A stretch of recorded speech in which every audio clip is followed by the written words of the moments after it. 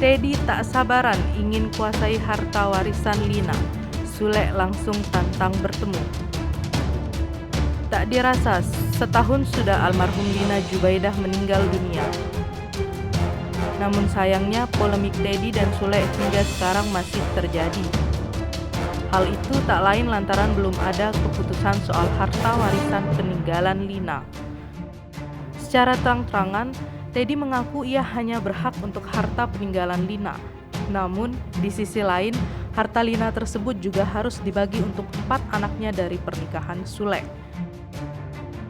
Lantaran hal inilah, polemik Teddy dan keluarga Sule belum selesai hingga sekarang. Tak ingin terus berlarut-larut, Sule lantas meminta Teddy untuk segera menemui keluarganya. Diakui Sule, ia hanya tak mau permasalahan yang menyeret almarhum mantan istrinya itu terus berlarut-larut. Hal ini dibeberkan Sule dalam tayangan di kanal YouTube KH Infotainment Kamis 14 Januari. Diketahui permasalahan ini berawal dari tudingan Teddy atas anak kedua Sule, Putri Delina. Teddy menyebut Putri telah membawa lari deposit box berisi surat berharga dan harta warisan ibu kandungnya. Teddy pun meminta Putri Delina mengembalikan deposit box tersebut dan menuntutnya lebih memperhatikan adik tirinya Bintang.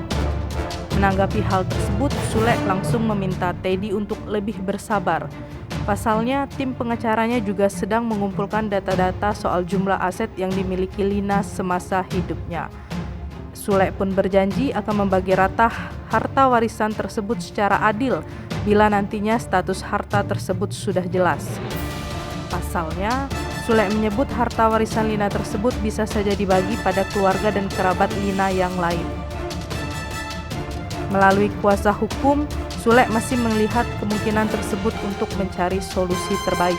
Karena hal itulah ia mendesak Teddy untuk memenuhi undangan bertemu dan membahas urusan tersebut secara baik-baik.